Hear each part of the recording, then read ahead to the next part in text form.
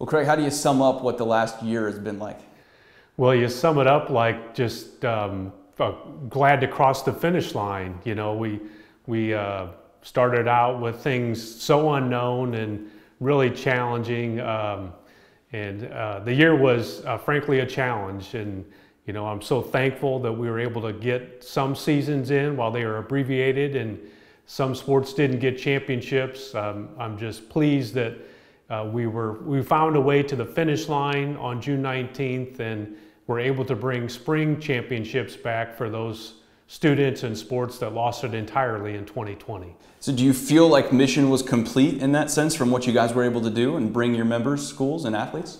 With the way things started and how, you know, limiting we were with the activities we could go forward with, yeah, the way things culminated and the fact that we held spring championships, I feel like that was a success. And as I speak to athletic directors and principals and even those coaches, in particular the spring coaches, I think they find a feeling of similar success, knowing that students got seasons in, again, although they may have been abbreviated.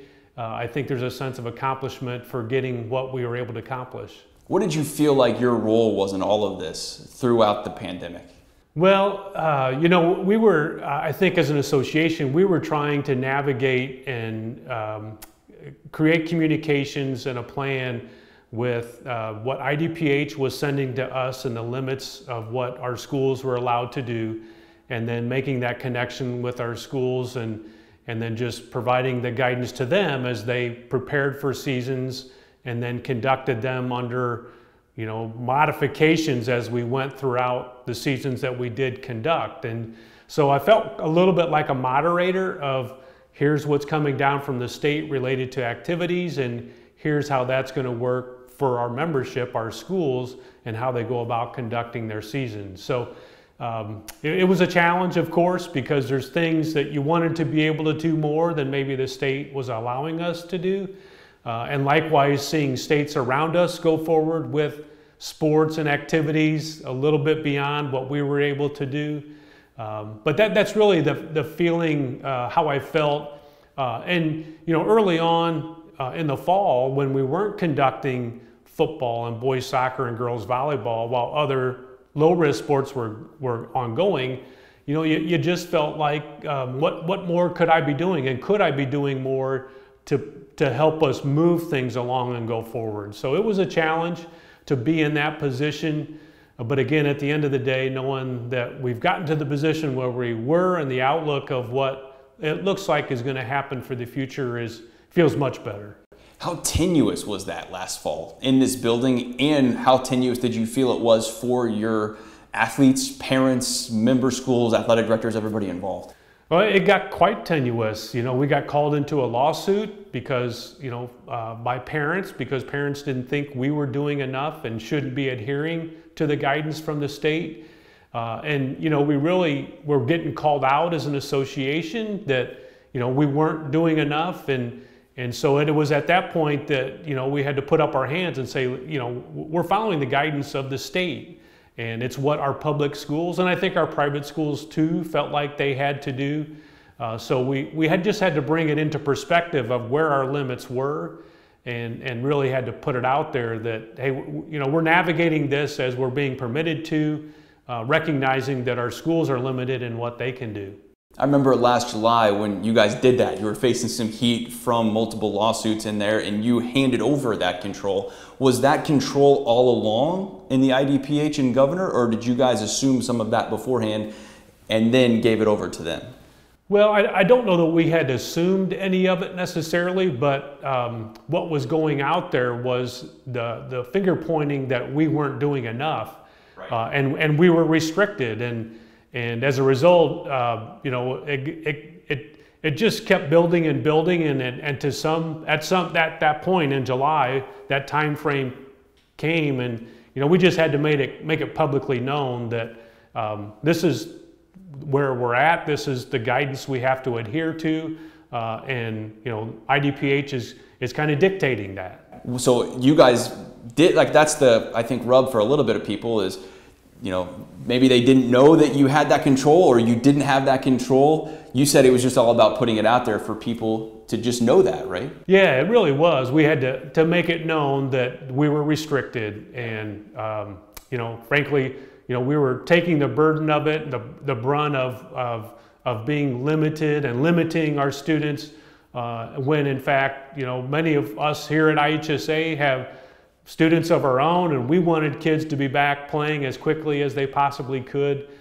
So that messaging, we were just trying to change the narrative to really what was actually happening. Right, because you had a son, right, that was playing anyway. So how were you the bad guy? Is that what you were kind of feeling in that dynamic of, look, I want them to play as much as you might, right? Oh, exactly, yeah. You know, we're trying to, you know, when that was made known, it was really trying to put it out there that we're parents too, and we want our kids to play. We in our roles at IHSA probably see the benefits of participation more than anyone else, and recognizing what activities and sports participation does for young people, and it's really why we're in the positions we're in, and so recognizing that, you know, my role is a leader in providing those opportunities, and when that's restricted, at times you felt a little defeated, you know, because here's your responsibility professionally to make these opportunities available to students, and we just couldn't. So yeah, it was all a part of, hey, you know, we're in this for the students. We always have been, and we'll continue to be on the front end, but there are safety precautions that we have to implement, and it was limiting, but we wanted kids, and we recognized the benefits more than anyone else. Did you feel like when you assumed that or handed over that control to the state, whether that was, you know, assumed or not, whether that was happening or not already, did you feel like that when you look back was a landmark moment for the state to just be like, okay, now we're in control? Or how do you assess that now a year later? Yeah, I assess it as, you know, really was a way to just kind of transition the spotlight. We were under a microscope, a spotlight of, you know, the association is limiting students. And it really, frankly, wasn't the case. And so I think what we were able to do is point the finger at where the limits were coming from. And it wasn't from IHSA, it wasn't from our membership necessarily, it was from the state and the Department of Public Health saying, here are the restrictions and you're limited according to these restrictions in the state. And so I think that was what we were able to do looking back on it, is to take and move the spotlight as to actually who was making the restrictions for students being engaged in sports and activities. Sure, and I want to get back to those restrictions in just a moment, but when you look back now, would you have done anything different, whether that's from the state tournament, you know, and sending the teams to Peoria, the boys basketball teams, and it's easy to look at this now, right, and say, hey, I would have done things differently, but you know, as you look back on that and reflect as the leader here, what things did you learn from that, and would you have done anything differently? Yeah, you know, reflected often, of course, as to the different things we could have done differently. You know, with everything that was happening globally around us, especially with the professional and collegiate sports being shut down, I don't think we could have done anything different. Now, there are a couple of states that were able to complete maybe their basketball championships with very limited or no fans. You know, the argument at that time was out there, was that the right thing or the wrong thing to do? So, yeah, at any point you could maybe second guess those early on decisions, especially having us being so close to the finish line for basketball. You know, could that have been conducted with no fans and just let, you know, the kids finish up their tournaments?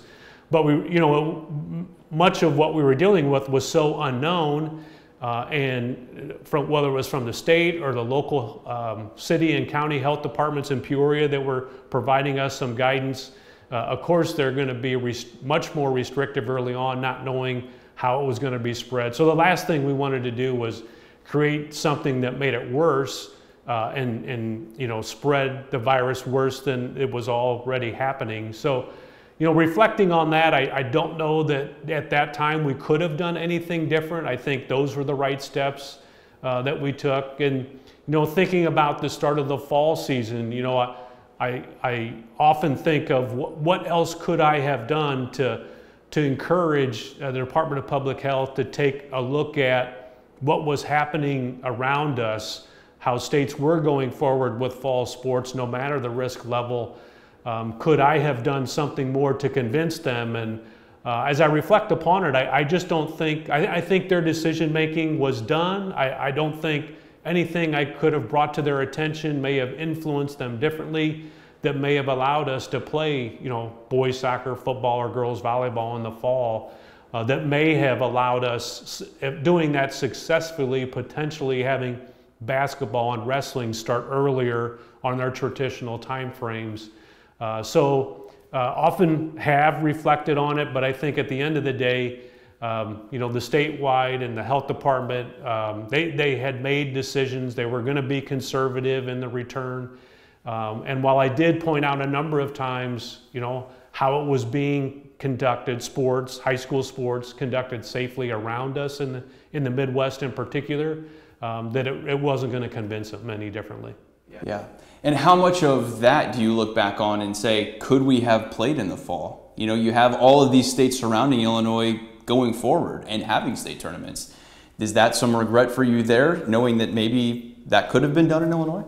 Yeah, for certain. Yeah, I think in reflection, I think you could look at their success rate of teams being able to compete.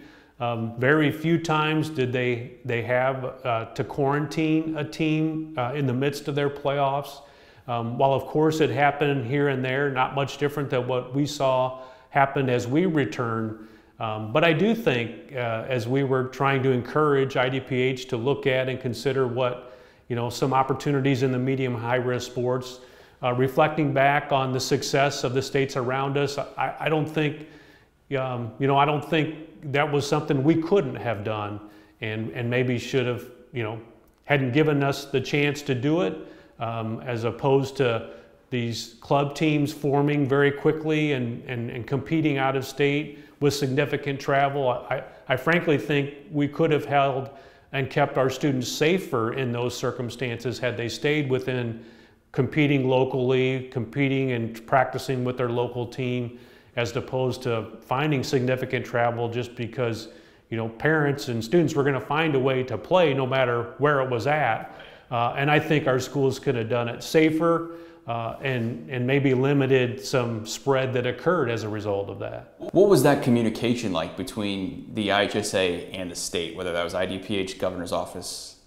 How was that between you guys? Well, it was challenging, as I think it's pretty well known that we challenged with the communication. It was, you know, trying to initiate that communication and, you know, sending information about how we thought this could look, and hard to get a response, and navigating, you know, who was going to be able to respond, who was going to be a decision maker in all of this. So there were challenging times, and it got better as we maneuvered later and were granted some permissions in January to start basketball and the higher risk sports, and created the timeline that we did. But during that fall time period, it was challenging to get answers to questions and really to find out and have an open dialogue about what is possible.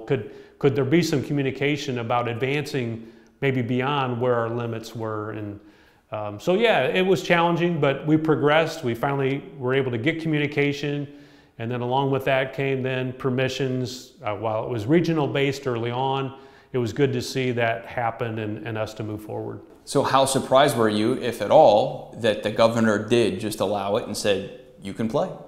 I was a bit surprised, to be honest. And you know, as we were navigating this, we were seeing limits for us financially and taking some significant steps to try to preserve our finances here as an association. And yeah, when the timeline came, it came a little bit as a surprise, not knowing and being a part of any of the discussions of what was maybe developing. We're very pleased that it transitioned to that when it did happen, but frankly, I was surprised that we were able to advance. And then, you know, even as we advanced later into the spring, and as the number of spectators that were permitted increased, that surprised me a little bit, but it was all very beneficial to our schools, to our students, and then to us as an association being able to, in the last 2 weekends of our spring championships, that June 11th time hit, we did hit phase 5, and we were able to expand spectators coming to our events. You mentioned financials there. How dire is that for the IHSA right now, and where do you foresee that moving forward, Craig? So working with our board of directors, we were able to put together an ad hoc committee that made a recommendation to charge a membership assessment starting leading into next year. And so with that happening and with the opportunity, with what was available in the spring, where our schools agreed to some modified conditions of how we conducted some of the early round parts of our tournament, doing those kind of financially independent of the burden of the association.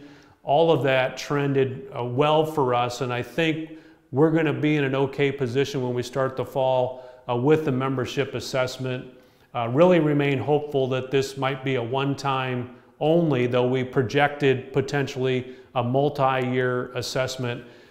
With the return to some normalcy in the fall, I really think that it might be a one-time only assessment, which is obviously very good for our schools. We didn't want to be in this position.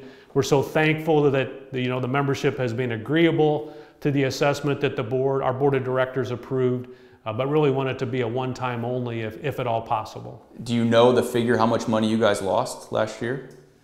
I don't have the figure at the top. We're now getting the financials back from what we were able to finish up a couple weeks ago with super sectionals, state championships. So the final numbers aren't in, but we're hopeful that with the other things that we did mid-year, cutting back on some staffing, support staff, made some significant changes, really kind of had minimized, eliminated any potential raises of staff, which will continue into this coming year, has put us, I think, generally in a good position, but I don't know the final number of where we finished. Are we talking 7 figures, though, here for the association? Is that a fair estimate? I don't think we're going to be quite that bad when it's all said and done. Again, what was able to happen in the spring that we didn't anticipate with the number of spectators, I think, is going to bring us to a better position. Okay. Is it safe to say, though, you couldn't continue the way you were working or operating if, restrictions are happening into the fall? Like you said, one-time thing here. I'm guessing the association can't move on if these restrictions happen again. Is that fair? That is fair. Yeah. Unless we burdened our schools again or additionally, which we absolutely don't want to do. But with what looks like a return to some normal fall activities, the state series, football playoffs returning without limiting spectators, I think the anxiousness of folks wanting to get back out and see high school sports again. We saw increased attendance in many of our spring championships, and I think that will trend and continue in the fall and the winter. It's just exciting to see kids back participating, and so I anticipate the increased attendance continuing out of this spring into the fall, into next winter. And if that trend continues, then we're hopeful that we'll be in the black for next year in a much better position. It's not just the IHSA, it's every business. This is a multi-year recovery plan, right? Oh, definitely it is. Yeah, we build it that way with the membership assessment.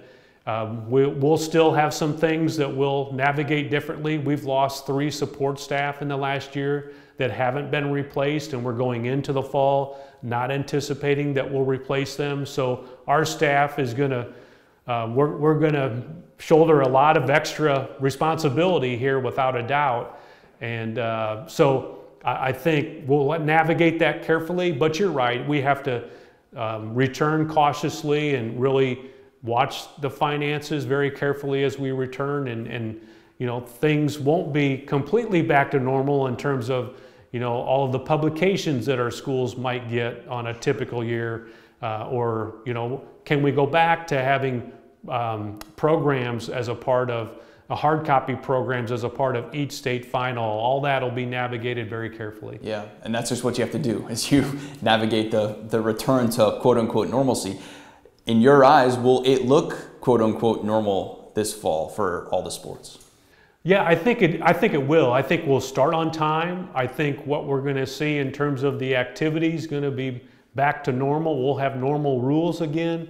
You know, I think about the jump ball that we removed from the basketball games. We'll see that return, and so it's going to look and feel, in my opinion, much the same as it was fall of 2019. And we're excited for that to be back, of course. But I think the state series, starting in the early rounds, our playoff system for football will be back to normal. And just really excited to see it play out. But that's what we're anticipating. Everybody wants to know about masks. Do you see any athletes having to wear masks in competitions, even for high-risk sports, Craig? I don't when they're outdoors. The guidance from IDPH currently is when you're indoors, if students are not vaccinated, they should wear a mask. And so that's the guidance, much like we followed IDPH from early on. We're offering that to our schools, and our schools will navigate that carefully, of course. But outdoors, which many of our our fall sports are, I think they'll look normal. Students will not have to be masked when they're outdoors competing. So that, to me, trends really back to looking real normal. Do you expect any other modifications as we get closer to that practice point here, which is not that far away for a lot of these fall sports starting? Do you think the IDPH or Governor's Office will offer any other guidance to that? You know, as long as the positivity test is trending the way it is, it's down significantly. The vaccinations, that rate keeps increasing. When those two are working the same, increased vaccinations, decreased positivity rate, I don't see IDPH coming back with any additional guidance that would be more restrictive in what we're doing. I frankly hope that it might go the other direction, that we're getting even closer to normal on the masking or whatever. So no, I don't anticipate anything unless those two things would go in a different direction. Positivity rate increases, you know, we'd have to be a little bit more cautious, and at that point they might make some restrictions we don't anticipate. Sure. Overall, what do you want people to know about what has gone on in this building in the last year, and then more so what's going to happen in the future for what you guys are hoping to do? Yeah, well, the one thing that hasn't changed is our passion for kids and their activities and their participation. We didn't touch on our activities, which we were able to conduct virtual championships in nearly every activity that we offer. I think Scholastic Bowl was the only one that we didn't conduct just because the virtual nature of competition just didn't feel right for us. I just think that we've continued to be excited about kids and their competition. We've tried to be a positive light and encouragement to our students to know that we will return, and we hope to return stronger than ever. And I think, speaking of all the folks that are still here in the office, that, you know, there was a bit of wondering at our survival rate, you know, would we get through this? And we've been strong throughout and supportive of one another, supportive of our membership, tried to be in communication with our membership throughout. And that's something that I think will continue, that we'll be there supporting our schools to bring back the activities. We don't anticipate any virtual competitions. Cheerleading, dance will be back. Our state championships will be back in Grossinger Motors Arena here in Bloomington. And so it'll just be nice to be back in those venues, conducting those championships with all the excitement that goes along with high school student participation. Yeah, you and me both in that, and hopefully this is all in the past, you know, as we move forward here. Anything else you want to add, Trey? No, I just appreciate the support that we have gotten, in particular from our schools, but even from folks. While it was challenging and the emails and the phone calls were coming in were tough, not all of them got responses because we were just getting bombarded, but we're really thankful of those that recognized the circumstances that we were in, and the support we got from the public and again from our schools, and how well they navigated once we said, okay, here's a timeline when we're going to get started. Our athletic directors stepped up to the challenges, created schedules, hired officials, did everything they had to do to make things possible for our students to be engaged. And we can't thank our school, our membership enough for how they navigated this along with us under extremely challenging times. And so I just offer that appreciation again for all that they've done for us.